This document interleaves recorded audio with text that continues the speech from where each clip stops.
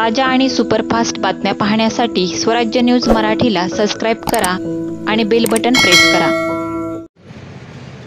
42 लोकसभा मतदारसंघाचे उमेदवार बीजेपीचे राम सातपुते यांच्या प्रचारानिमित्ताने उत्तर प्रदेशचे मुख्यमंत्री योगीनाथ स्वामी आलते या ठिकाणी।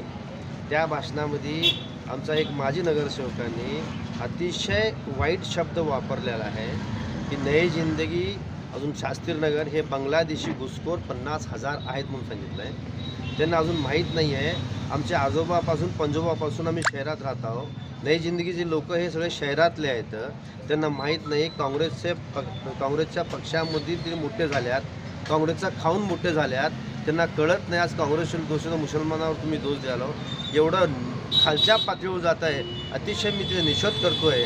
अजून एक राष्ट्रीय नेता एक पक्षाचा त्यालासुद्धा तिने अतिशय वाईट शब्दात बोललेलं आहे, हे त्याला शोभत नाही। अजून मला तर सांगतो हे बोलका भावली आहे, याला कोण तर पाठीमागून हे शिकवलं की असं कर, कारण सोलापूर शहरामध्ये सध्या काँग्रेसची परिस्थिती चांगली आहे।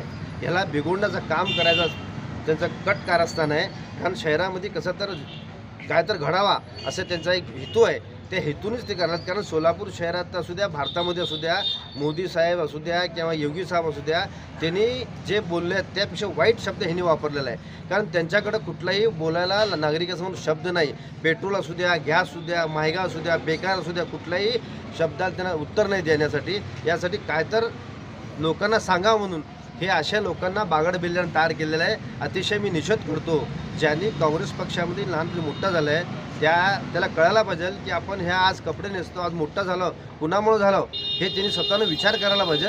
काँग्रेस पक्षाने त्यांना मोठा केलेला आहे, बोलायला अनेक आहे, पण आम्ही त्यासारखं खाली उतरणार व्यक्ती नाही आहे। फक्त एकच सांगतो की बांगलादेशी म्हणणारे तुम्ही कुठले आहेत या अगोदर विचार करावा। आज त्याचा मी जाहीर निषेध करतो।